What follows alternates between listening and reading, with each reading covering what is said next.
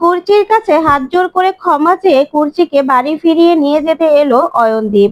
হ্যাঁ বন্ধুরা, এমনটাই দেখা যাবে। তাই সম্পূর্ণ জানতে ভিডিওটিতে লাইক দিয়ে চ্যানেলটি সাবস্ক্রাইব করে দেখতে থাকুন। নতুন পর্বে দেখা যাবে ঠাম্মি সহ সবাই মিলে খেতে বসেছে। তারপরেই ঠাম্মি কমলিনীকে বলে, বৌমা আমার একটা পুজো দিতে ইচ্ছে করছে। তখন কমলিনী বলে, ইচ্ছে যখন করছে মা, তাহলে একটা নারায়ণ পুজো দিয়ে দিন না, তাহলেই তো হয়ে যায়।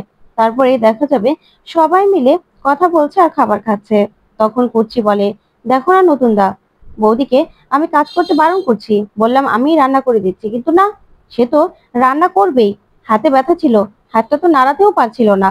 তখন নতুন বলে, না না, সে কেন কাজ ছাড়া থাকবে বলো তো, সে তো কাজ করবেই, তাই না? তারপরে মিঠি বলে, হ্যাঁ মা, তোমার না রাতে জ্বর ছিল, তোমার গাটা অনেক গরম ছিল। তখন কমলিনী বলে, তোমাকে কে বলেছে মা? তখন মিঠি বলে, বারে, আমি তো তোমাকে জড়িয়ে ধরে ঘুমাই নাকি? আমি তো বুঝতে পারি। আমি তো তোমাকে বলেছিলাম যে মা তোমার তো জ্বর হয়েছে, তখন তুমি কি বললে, না আমার শরীরই নাকি গরম। তখন বাবিল বলে, মা একটা দিন রেস্ট নিলে কি হয় বলো তো, একটা দিন না হয় কাজ নাই করলে। তখন কমলিনী বলে, চুপ করতে তোরা, তোদের এত কথা বলার কি দরকার বলতো? তখনই নতুন বলে, হ্যাঁ তাই তো, তোর মায়ের ব্যাপার, তোর মায়ের ব্যাপারে তোদের কথা বলার কোনো দরকার নেই, ওনার যা ইচ্ছে তাই করুক, বুঝতে পেরেছিস? তখন এই নিয়ে সবাই হাসাহাসি করতে থাকে আর আনন্দ করে খেতে থাকে। তখন ঠাম্মি বলে, নতুন, কতদিন পরে মনে হচ্ছে যে এই বাড়িটা আবার আগের মতো হয়ে গেছে। তখনই কমলিনী বলে, মা আপনার নাতি আর নাতবউ তার বাবার বাড়িতে গিয়ে উঠেছে, খবর পেলাম, তাই আপনাকেও জানিয়ে দিলাম। তখন নতুন বলে, তুমি কি করে জানলে?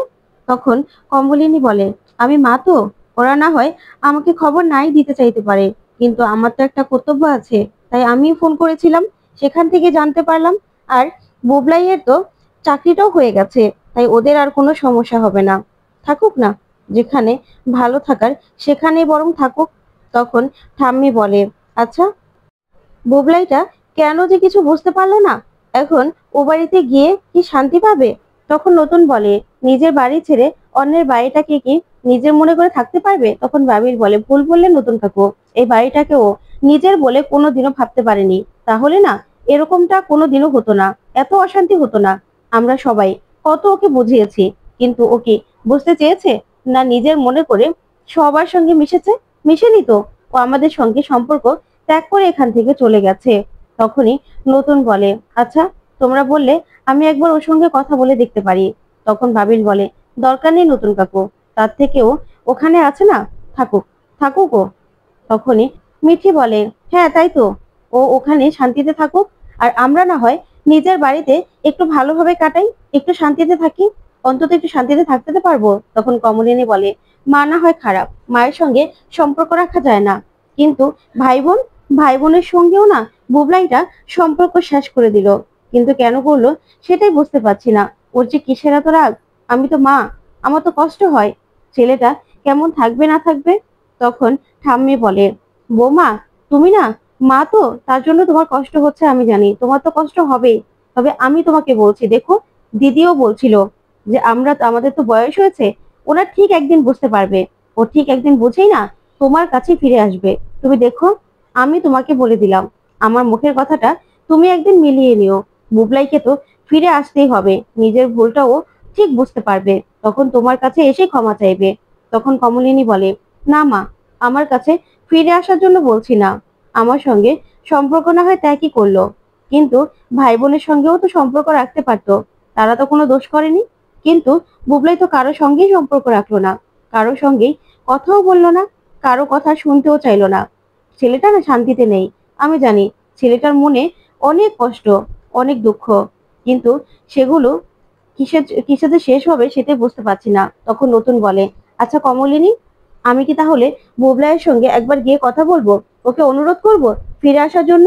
তখন কমলিনী বলে, না, একদম না, তুমি এই কথা একদম বলবে না, ও যেখানে আছে সেখানেই থাকো।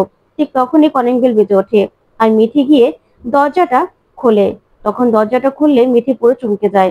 ওইদিকে অয়নদীপ বলে, তোমার পিসিমণি আছে? ওইদিকে কুর্চি অয়নদীপের গলা শুনেই চমকে যায় আর বলে, কে কে কে আসলো? তখন নতুন বলে, দাঁড়াও আমি দেখছি। তখনই নতুন এগিয়ে যায়। ওইদিকে মিঠি বলে, আসুন, ভিতরে আসুন। তারপরেই অয়নদীপ ভিতরে চলে আসে। ওইদিকে নতুন বলে, আপনি? তখন অয়নদীপ বলে, আমি অয়নদীপ, কুর্চি দেবীর স্বামী। নিশ্চয়ই আপনি আমাকে চিনতে পেরেছেন। তখন নতুন বলে, হ্যাঁ, আপনাকে আমি চিনতে পারবো না? বসুন বসুন। তখনই অয়ন বলে, হ্যাঁ, আসলাম, সবার সঙ্গে দেখা করতে আসলাম। আর কুর্চি দেবীর সঙ্গে আমার একটু কথা আছে, তাই কুর্চির সঙ্গে আমি কথা বলতে এসেছি। তখন নতুন বলে, ও আচ্ছা, কুর্চির সঙ্গে কথা বলতে এসেছেন? হ্যাঁ, কথা বলবেন, সমস্যা কি? ওইদিকে কুর্চিকে কমলিনী বলে, দিদি ভাই, এ তো মনে হচ্ছে অয়নদার গলা। তখনই কুর্চি বলে, হ্যাঁ, শুনছি তো। ওইদিকে অয়ন বলে, কুর্চি কোথায়? কুর্চিকে একটু ডেকে দিন না, ওর সঙ্গে কথা আছে। তখনই কমলিনী কুর্চিকে বলে, দিদি ভাই চলো। তখন কুর্চি বলে, না, এই মানুষটার সঙ্গে আমার কোনো কথা নেই। তখন দেখা যাবে ঠাম্মি আর বাবিল আসে। তারপরে ঠাম্মি এসে বলে, উমা বাবা, তুমি এসেছো? এসো এসো, এসে বসো। তখন কমলিনী বলে, এই তো, এই তো দিদি ভাই চলে এসেছে। তারপরে কুর্চি বলে, তা এতদিন পরে কি মনে করে? তখন অয়ন বলে, না, তোমার সঙ্গে তো আর আমার ডিভোর্স হয়নি, সেই অনুযায়ী তুমি আমার স্ত্রী হও। ওইদিকে মিঠি বলে, আচ্ছা মা, আমরা কি চলে যাব? তখন নয়নদীপ বলে, না মা, তোমরা যথেষ্ট বড় হয়েছো, তোমরা তো সবই বোঝো, সব ব্যাপারই আছো, তাহলে এখানে থাকতেই বা তোমার সমস্যা কি বলো তো?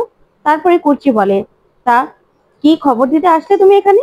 তখন অয়ন বলে, মানে তুমি আমার স্ত্রী, তোমার সঙ্গে কথা বলতে আসলাম।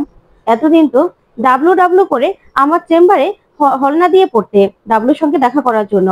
তাই আজকে একটা ডাবলুর সঙ্গে দেখা করার জন্য সুযোগ এসেছে, তাই তো তোমাকে বলতে এসেছি, তোমাকে নিয়ে যেতে এসেছি। তখন এই কথা শুনে কুর্চি চমকে যায়। তারপরেই অয়নদীপ বলে, হ্যাঁ, ডাবলুর সঙ্গে দেখা করার জন্য তো কম অনুরোধ করনি, তার জন্যই তোমার কাছে এসেছি। তখন কুর্চি বলে, আচ্ছা, ডাবলু ঠিক আছে তো? ডাবলুর কিছু হয়ে যায়নি তো? না হলে কখনো কখনো ডাবলুকে আমার কাছে আসতে দাওনি তুমি। ছেলেটার মনটা একদম বিষিয়ে দিয়েছো, ছেলেটাকে আমার কাছ থেকে দূরে সরিয়ে দিয়েছো। তুমি পর্যন্ত আমাকে বাড়িতে থাকতে দাওনি, বাড়ি থেকে তাড়িয়ে দিয়েছো। আজকে হঠাৎ এমন কি হলো যে তুমি ডাবলুর কথা আমাকে বলতে এসেছো? ডাবলুর কি হয়েছে? ডাবলু ঠিক আছে তো? তখন অয়নদীপ বলে, হ্যাঁ হ্যাঁ, ডাবলু একদম ঠিক আছে, ডাবলুর কিছু হয়নি। তোমার মুখে না সব সময় ও লক্ষণের কথাই থাকে। ডাবলুর বিয়ে, বুঝতে পেরেছো? ডাবলুর বিয়ের জন্যই তোমাকে নিতে এসেছি। তখন এই কথা শুনে সবাই সবাই চমকে যায়। তখন কুর্চি বলে, ডাবলুর বিয়ে? আর তুমি সেই জন্য আমার বাড়ি বয়ে আমাদের সবাইকে নেমন্তন্ন করতে এসেছো? তোমার এত বড় সাহস? তখন অয়ন বলে, না না, কি বলছো তুমি? তুমি আমার স্ত্রী, আর এটা আমার শ্বশুর বাড়ি। ডাবলুর বিয়ে হবে আর তোমাদের নেমন্তন্ন না করলে কি হয় নাকি? তার জন্য তো এসেছি, তোমাদের সবাইকে কিন্তু যেতে হবে। এখানে আমার শাশুড়ি মা আছে, তারপরেই আমার শ্যালকের বউ আছে, সবাই মিলে যাবে কিন্তু। তখন নতুন বলে, আপনি আপনার ছেলের বিয়েতে এইভাবে কুর্চিকে নেমন্তন্ন করতে এসেছেন? আপনাকে না কিছু বলার নেই। আপনি আপনি শুধুমাত্র নিজের ছেলের বিয়ের জন্য কুর্চিকে এভাবে এভাবে বলতে এসেছেন? আমি না ভাবতে পারছি না। তখন কমলিনী বলে, আচ্ছা, আপনি তার দিদিভাইকে কি জন্য নিতে এসেছেন সেটাই তো বুঝলাম না। কি বলতে এসেছেন সেটা তো ভালো করে বলবেন। আপনি নিশ্চয়ই এইভাবে বলতে আসেননি। তা ডাবলুর বিয়ে ঠিক হয়েছে, ঠিক আছে, সেটা তো বুঝলাম। আপনি আমাদের নেমন্তন্ন করতে এসেছেন, তাও ঠিক আছে, কিন্তু কি উপলক্ষে দিদিভাইকে নিতে এসেছেন সেটা তো বলবেন। তখনই অয়নদীপ বলে, হ্যাঁ, কুর্চিকে আমি আমার সঙ্গে করে নিয়ে যেতে এসেছি। তখন ঠাম্মি বলে, বাবা, তোমার অশেষ কৃপা, তুমি শেষ পর্যন্ত আমার মেয়েটাকে ঘরে নিয়ে যেতে চাইছো, তার জন্য আমি তোমার কাছে সারা জীবন কৃতজ্ঞ থাকবো বাবা, সারা জীবন। তখনই কুর্চি বলে, না মা, একদম এই কথা বলবে না, একদম না। শোনো, এই বাড়িতে যদি আমি না থাকতে পারি না, তাহলে দরকার হলে আমি হোস্টেলে গিয়ে থাকবো। আমি না চাকরি করি, আমি এই লোকটার সঙ্গে গিয়ে কিচ্ছুতেই এই লোকটার বাড়িতে থাকবো না। ও এখন দরকার হয়েছে আর এখন আমাকে নিতে এসেছে? না, আমি তো যাব না, আমার যাওয়ার কোনো প্রশ্নই আসে না। তখন অয়নদীপ বলে, শোনো কুর্চি, তুমি না সবসময় এরকমই রয়ে গেলে, তার জন্যই তো সংসারটা হলো না, আমাদের সংসারটা ভেঙে গেল। দেখো, তোমার ছেলের বিয়ে, তোমার ছেলের বিয়েতে তো তোমাকে থাকা দরকার, তাই না? তাই তোমার ছেলের বিয়ে অবধি তুমি তো গিয়ে থাকবে, তোমারও তো একটা দায়িত্ব কর্তব্য আছে, তাই তো তোমাকে নিয়ে যেতে এসেছি। তখন কুর্চি বলে, যে মানুষটাকে তুমি সারা জীবন ছেলের কাছ থেকে দূরে রাখলে, দূরে করে দিলে, আমাকে কোনোদিনও কোনোদিনও শান্তি দিলে না, আর এখন কিনা ছেলের বিয়ের জন্য আমাকে নিতে এসেছো, আর আমি চলে যাব? তুমি ভাবলে কি করে? আমার বাড়ির লোক কেউ যাবে না, আর আমিও যাব না। তখন এই কথা শুনে অয়নদীপ অবাক হয়। তখনই দেখা যাবে নতুনও নতুনও তাকিয়ে থাকে। তারপরে অয়নদীপ বলে, দেখো করছি, তোমার ছেলে তোমার ছেলে বলেছে তোমাকে নিয়ে যেতে, তার জন্যই আমি কিন্তু এসেছিলাম। তখন কুর্চি বলে, আচ্ছা, এতদিন তো আমাকে দরকার পড়েনি, আর আমার ছেলের সঙ্গে আমাকে তো এতদিন দেখাও করতে দাওনি। হঠাৎ করে হঠাৎ করে আমাকে কেন দরকার হলো শুনি? কেন দরকার হলো? তোমার আর তোমার ছেলের জীবনে আমার তো কোনো কোনো ভূমিকাই নেই। তাহলে হঠাৎ করে কেন এসেছো? কেন এসেছো এতদিন পরে? তখন অয়ন বলে, দেখো কুচি, তোমার ছেলের বিয়ে, তাই আত্মীয় স্বজন তো সবাই আসবে, তাই না? তখন কুচি বলে, ও, সেই জন্য সেই জন্য তুমি আমাকে নিয়ে যেতে এসেছো, তাই তো? এখন আমার আমার কষ্টে ভরা বুকটা আরো কষ্ট ভরিয়ে দেবে? তারপরে কমলিনী বলে, আচ্ছা অয়নদা, আপনি বলুন তো, আপনি আসলে কি হিসাবে দিদিভাইকে নিয়ে যেতে এসেছেন? না, এতদিন তো আসেননি, তার জন্য জিজ্ঞাসা করছি, কেন এসেছেন? তখনই অয়ন বলে, আসলে ছেলের বিয়ে বাড়িতে, ছেলের শ্বশুর বাড়ির লোকজন আসলে বারবার জিজ্ঞাসা করে যে ছেলের মা কোথায়। তখন আমি তো মিথ্যে কথা বলতে পারি না, তাই আমি বলেছি যে ছেলের মা বাপের বাড়িতে থাকে, আসা যাওয়া করে। তাই এখন যদি বিয়েতে ওনারা ছেলের মাকে না দেখে, আর কুর্চিরও তো একটা কর্তব্য আছে, তাই না, ছেলের প্রতি, তার জন্যই কুর্চিকে আমি নিতে এসেছি। ছেলের বিয়ের কটা দিন ও বাড়িতেই থাকবে, ওখানে থেকে বিয়ের কাজকর্ম সব করে দেবে। আর তাহলে ছেলের শ্বশুরবাড়ির লোকজনও আর কোনো কিছু মনে করবে না, ভাববে যে যেটা বলেছি সেটা সত্যি। তখনই অয়নের মুখে কথাগুলো শুনে সবাই চমকে যায়। তখন অয়ন বলে, কুচি, রাগ করে কি হবে? এই রাগের জন্যই তো আমাদের সংসারটা হলো না। চলো, ছেলের বিয়ে, যেতে হবে না? তোমারও তো একটা কর্তব্য আছে, তাই না? তুমি এত কষ্ট করে ছেলেকে জন্ম দিয়েছো, তাই তোমাকেও তো যেতে হবে। তখনই নতুন বলে, দাঁড়ান দাঁড়ান, আপনি কি বলছেন? ওর ছেলের বিয়ে, মানে আপনার ছেলের বিয়ের বলে আপনি কুর্চিকে নিয়ে যাবেন, তারপরে বিয়ে শেষে বিয়ে শেষে আবার কি দিয়ে যাবেন এ বাড়িতে? সেটাই বলতে চাচ্ছেন আপনি? কুর্চি কি কোনো খেলনা নাকি, যে আপনি ইচ্ছে হলো ওকে নিতে আসলেন, আবার ইচ্ছে হলো ওকে দিয়ে যাবেন? এত বছরেও তো ওর সঙ্গে কোনো রকম কোনো সম্পর্ক রাখেননি, হঠাৎ করে নিজের স্বার্থে কুর্চির কাছে চলে আসলেন। তখনই অয়নদীপ বলে, শুনুন মশাই, আমি না, সম্পর্ক রাখলি কি না রাখলি কি, এখনো এখনো কুর্চি আমার স্ত্রী, কারণ ওর সঙ্গে না আমার এখনো ডিভোর্স হয়নি। তাই এসব কথা মানায় না। আর আমার বাড়িটা না খুব বড়, তাই ওর ছেলে আর ছেলের বউ যদি মনে করে যে ও ওই বাড়িতে থাকবে, তাহলে এক কোনায় না হয় পড়ে থাকবে, তাতে আমার তো কোনো সমস্যা নেই। বাড়িতে অনেক জায়গা আছে, ও যে কোনো জায়গায় থাকতে পারবে। আর দেখো করছি, তোমার কিন্তু যাওয়া দরকার, কারণ তোমার জন্য যদি ছেলের বিয়েটা ভেঙে যায়, কারণ ওরা যদি আবার বিয়েটা ভেঙে দেয়, তখন তখন কি করবে? তখন কিন্তু ছেলে সারা জীবন তোমাকে দোষারোপ করবে, আর ছেলে কিন্তু তোমাকে আর কখনো দেখতেও চাইবে না। ছেলের কাছে কিন্তু তুমি খারাপ হয়ে যাবে। তাই এখনো বলছি, সময় আছে, চলো চলো, ছেলের বিয়েটা তুমি দাঁড়িয়ে থেকে দিয়ে দেবে। তখন কুর্চি বলে, আমার দরকার নেই, ওরকম ছেলের আমার দরকার নেই, আর আমার তোমার বাড়িতে যাওয়ারও দরকার নেই। শোনো, ছেলের বিয়ে তো তুমি একা ছেলেকে বড় করেছো, তাহলে যাও একাই ছেলেকে বিয়ে দাও। আর শোনো, আমি না একটা চাকরি করি, আমার তোমার বাড়িতে থাকার কোনো দরকার নেই, আমার বাড়ি আছে। তখন অয়ন বলে, হ্যাঁ, এই তো পাতানো দাদার বাড়ি, আর ওটা তো নিজের স্বামীর বাড়ি। আর তাছাড়া চাকরিটা তুমি ছাড়বে কেন, তাই না? ওই চাকরিতে তো তোমার আবার ইন্টু পিন্টু ছিল, তার জন্যই তার চাকরিটা ছাড়তে পারলে না, আর সেই জন্য আমাদের সংসারটাও টিকলো না। তখন তো করছে প্রচন্ড রেগে যার, বলে, খবরদার, একদম বাজে কথা বলবে না। তুমি আমাকে সারা জীবন এই কথাটা নিয়ে স্ক্যান্ডাল করে গেছো, আমাকে বদনাম করেছো। আমার হেডমাস্টার, যে কিনা আমার বাবার বয়সী, তাকে নিয়ে তাকে নিয়ে আমাকে নানান বদনাম করেছো। আমি আমার সঙ্গে সংসারটা পর্যন্ত করনি। হেডমাস্টার কত বছর হলো রিটায়ার করে গেছে, তারপরেও সেই লোকটাকে নিয়ে তোমার কথা বলতে লজ্জা করছে না? তখন অয়ন বলে, না না করছি, রাগ করছো কেন? দেখো, তোমাকে নিতে এসেছি, চলো না। এটা তো তোমার পাতানো দাদারই বাড়ি, তাই পাতানো দাদার বাড়ি থেকে নিজের স্বামীর বাড়ি ভালো নয়? তখন নতুন তাকিয়ে থাকে অয়নদীপের দিকে, আর অয়নদীপের কথা শুনে অবাক হয়ে যায়। তখন অয়ন বলে, চলো চলো, এত রাগ দেখাতে হয় না, তোমার ছেলে নিজে তোমাকে যেতে বলেছে, আর তুমি যদি এখন না যাও না, তোমার ছেলের কাছে গিয়ে বলবো যে তুমি তুমি আসোনি। তখন কুচি বলে, হ্যাঁ, গিয়ে বলে দাও না, বলে দাও। শোনো, যে ছেলের সঙ্গে এত বছর ধরে আমাকে দেখা করতে দাওনি, আমার সঙ্গে যে ছেলে কোনো রকম কোনো যোগাযোগ করেনি, ছেলের মনটা পুরো বিষিয়ে দিয়েছো আমার ব্যাপারে, আর সেই ছেলে আমাকে আর কি ভালোবাসবে বলো তো?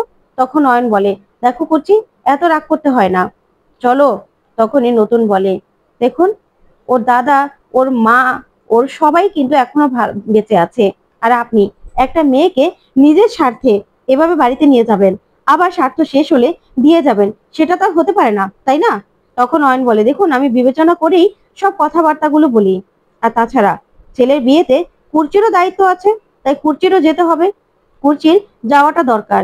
আর যদি ও না যায় তাহলে আমি ছেলেকে গিয়ে বরং বলবো যে তোর মা আসতে চায়নি, আমাকে অপমান করে তাড়িয়ে দিয়েছে, সেটাই না হয় বলবো ছেলেকে। ছেলে সেটাই শুনে থাকবে। তখন কুর্চি বলে, শোনো, ছেলের যদি ওর মাকে দরকার হয় তাহলে কই, ছেলে তো একবারও ফোন করলো না।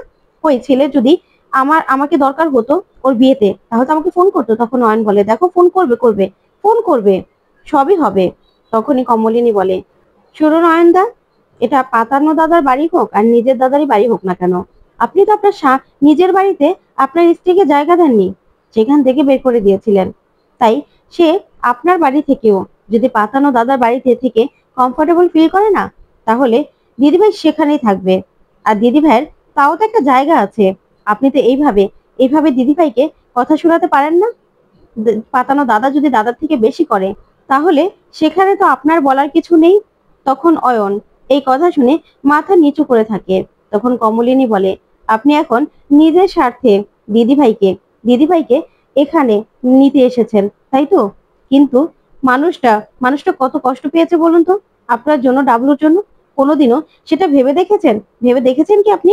তখন কুর্চিকে অয়নদীপ বলে, দেখুন, আপনার আপনার দিদিভাই সবসময় সবসময় নিজে চাকরি করেছে, নিজের চাকরির টাকা এই সংসারে ঢেলেছে, সেটা নিয়েও কি আমি কোনোদিনও কোনো কথা বলেছি?